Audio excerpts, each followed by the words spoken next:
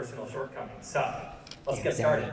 I want to start by just going back to my college experience, where I had some fun. I had liked a lot of things about college, but the thing I hated the most was writing papers. Couldn't stand writing papers. I'm a normal student in college. They get a paper assigned. No one likes it, but they'll do something like this. They kind of get some stuff done in the early days, enough that later on with some heavier days, everything gets done, and things stay kind of civil. And this would be my plan. Every paper I would say, okay, yeah, I'm gonna do it like that. I'm gonna do it good this time. But then the paper would come around, and I would end up doing this. And this would happen every single paper. It would just be an all-nighter right before I finished. Very unpleasant. And that's fine for maybe a 5-page paper, 7-page paper, something like that. But how about when you get assigned your 90 to 120-page senior thesis, which for me, of course, meant a 90-page senior thesis. I said, okay, Tim, you can't do your normal thing here. This has got to be a different process here that is going to have to be, much more adult. So you're going to spread the work out. I decided, here's my plan. All right, we're going to have we're going to have a little staircase of adulthood here. We're going to get a little bit done, in the early months, then we'll kick it up in the mid months, and then the later months of the year, we're going to kick it into high gear and get it done. It's going to be great. And that was fine until the first few months came and went, and nothing really happened. So I made this awesome new revised plan. Then those middle months came and went, and we were still where we were. So instead of working on the paper, I was innovating on the timeline. And then 2 months till the due date turned into 1 month to the due date, which then turned into 2 weeks. One day I woke up with 3 days until the deadline, having not written a word of this paper. This is true. It was Tuesday morning, the paper is due Friday at 1 p.m., and I had an empty Microsoft Word document. Very, very unpleasant times in my life. So I did the only thing I could. I wrote 90 pages over 72 hours. I pulled 2 straight all-nighters in a row. You may have pulled 1 all-nighter in a row. 2 is a spiritual experience. It's different. I sprinted. I got in just the deadline. I think, okay, it's done, thank God. I don't know what I handed in, but it's done. And then a week later, I get a call from the school. And they say, is this Tim Urban? I say, yeah. They say, well, we need to talk to you about your thesis. And I knew it was coming. I said, okay. And they said, I don't know how to say this, but it's the best one we've ever seen.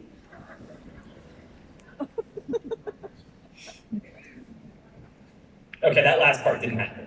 I just can't resist making 8,000 people think I'm a genius for like 6 seconds of my life. No, it was a very bad thesis. It was some of my worst work ever. I would never open it today. I don't even want to see it. I don't even remember what the topic was. But this is my life. This is how things go. Doesn't matter how big the project is, I will self-defeat and end up in this awful situation. Now, non-procrastinators don't get it. They'll tell me something like, next time, your next project, just don't procrastinate, you'll be fine. Thank you.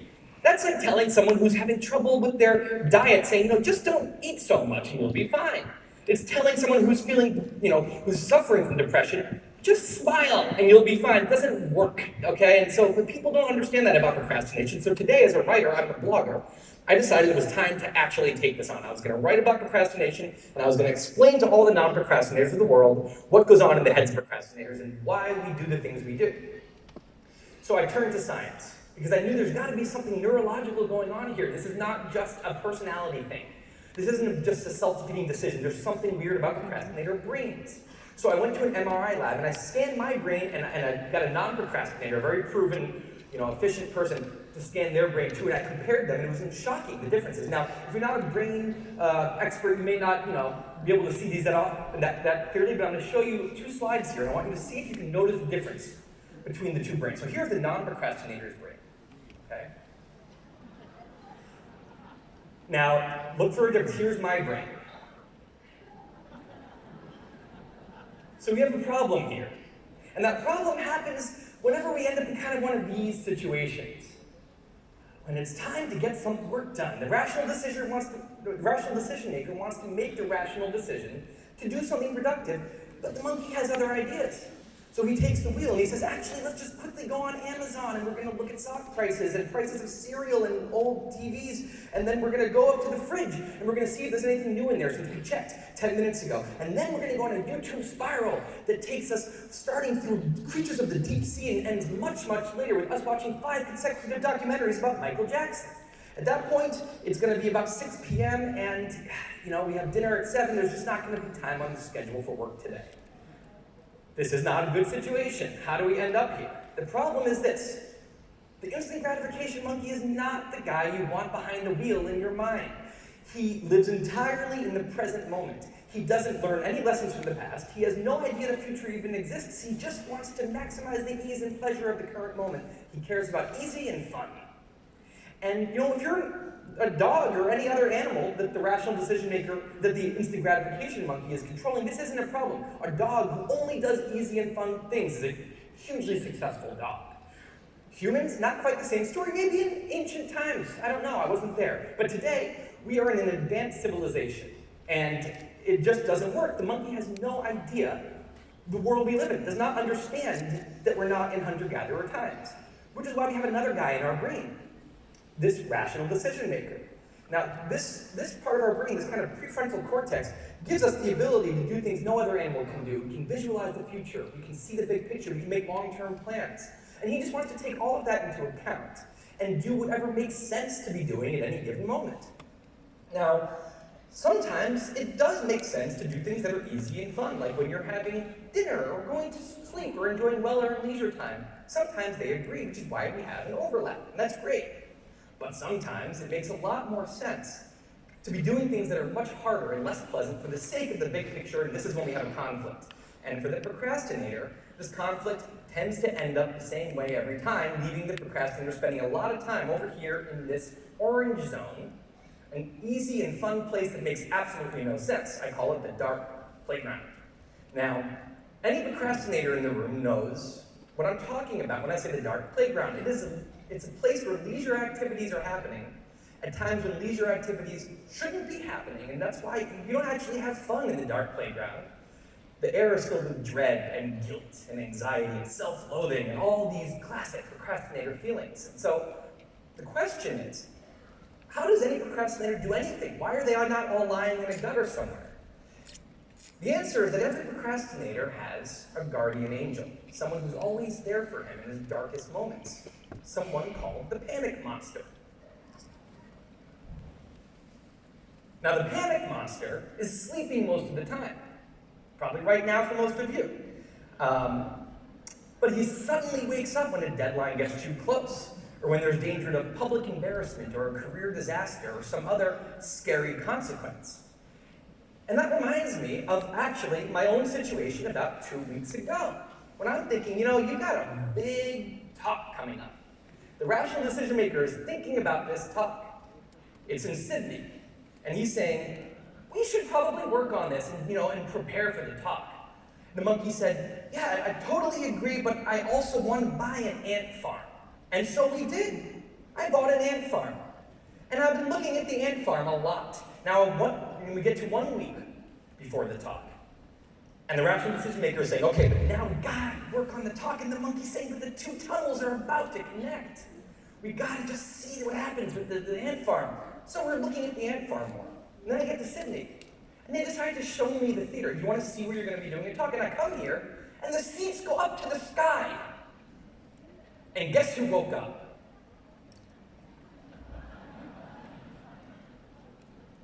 So the panic monster starts losing his mind, and a few seconds later, the whole system's in mayhem. And here's the thing. The monkey isn't scared of the rational decision maker, but he's terrified of the panic monster. So boom, he's up the tree, and I can finally work on the talk. This is the procrastinator system. It's not pretty, it's not fun, but in the end, it gets the job done. And this is what I wrote about in my blog a few years ago. I wrote about this system, and when I did, I was actually shocked by the response.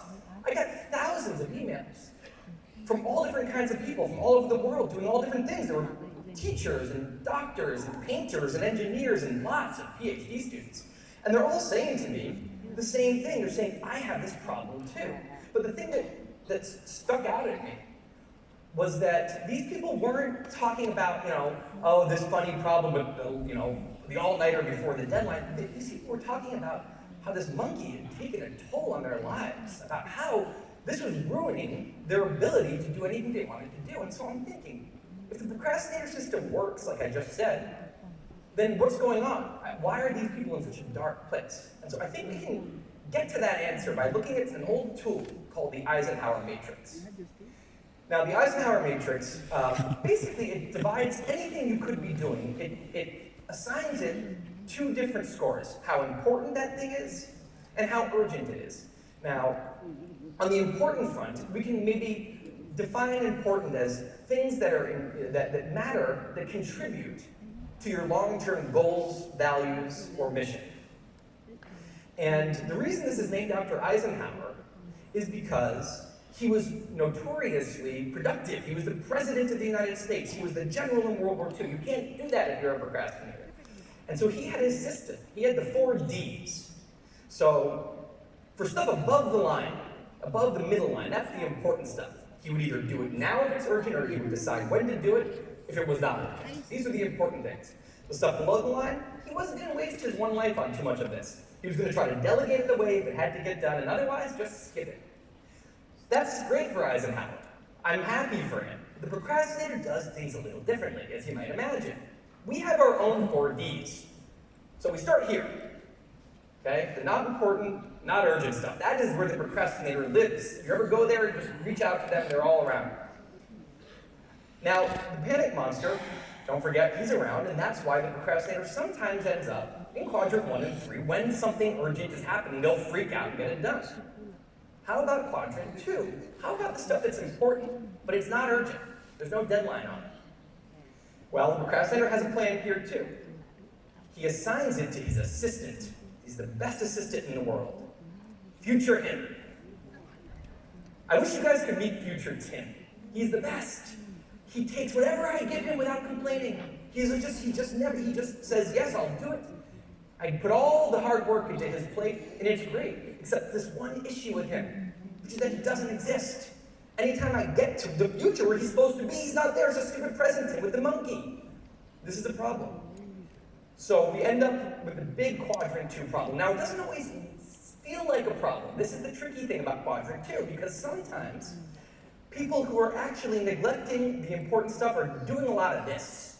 They're darting back and forth between procrastinating and doing the urgent, not important stuff. Emails, meetings, errands, bills, things that they don't contribute to your long-term goals, values, and mission, but they feel productive at the time.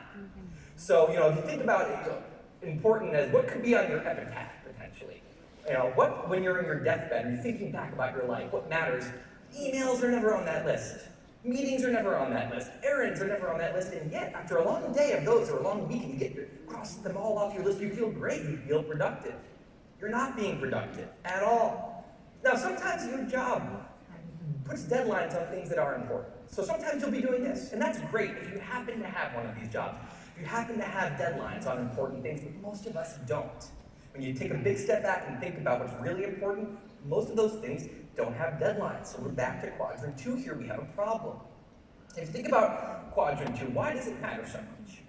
I think there's 2 kinds of procrastination. There's the deadline-based kind. This is, you hear 20% of people are chronic procrastinators. And then you're thinking in your life, your friends that are procrastinators, we're always thinking about the people that cram at deadlines. But we're not thinking about long-term procrastination, the people that neglect quadrant 2. They get all their stuff done, they do it on time, they're never rushing, but they're neglecting quadrant 2. And here's why it matters. Most of the important things in our work and in our lives run through quadrant 2. So at work, there's no deadline on getting better at your job, on reconsidering your strategy, going back to the drawing board. Most of you, they work with people who are doing retirement planning, who are trying to get their life insurance situation together. You know all about quadrant 2 and why it matters, and you know all about how hard it is to get people to do these things. But you should think about your own lives too, not just at work, but outside of work. So there's no deadline on spending enough time with your family. There's no deadline on exercising and taking care of your health. There's no deadline on working on your relationship, your marriage, or getting out of a relationship that's not working. If the procrastinator's only mechanism of doing hard things is the panic monster, this is a problem, because all of these really important things, there's panic monster won't wake up for, so it never gets done. And this brings me back to all the people that emailed me. There was this kind of moment when I realized that it really wasn't cramming for deadlines that was driving them all crazy. It was this long-term procrastination idea. They felt like spectators in their own lives. They couldn't, forget achieving their dreams, they couldn't even start chasing them. So I thought about it, and I kind of had a bit of an epiphany, which is that I don't think non-procrastinators exist. I think all 8,000 of you are procrastinators. You might not have problems with deadlines. You might not be kind of a public, visible mess like some of us. But I think everyone is procrastinating on something important in life. Something in quadrant 2 that you know. Some nagging feeling in the back of your head knows this is important, but it might not hit you hard until you're already regretting it, until it's too late. So it's the kind of thing to think about now. And to hammer this point in, I want to finish with one last slide here. I call this the life calendar. This is one box for every week of a 90-year life. That's not that many boxes, and I see some old people in the audience over here. You've already used up a bunch of these. So I think this is our task today. I think you should all think about gratitude. That was a great talk, and that's really important, but you should also think about what's happening in these boxes. You know, every hero of yours, everyone that's done amazing things, they've all had the same little grid of boxes to work with. It's all about how you use them. I think you need to think about this instant gratification monkey and where it's hiding in your life. Because it's always hiding somewhere. Gần 600. And I think given the number of boxes on there, this is probably something that we should all start today. We're not going to start today necessarily, but it's something we should start sometime soon. Thank you.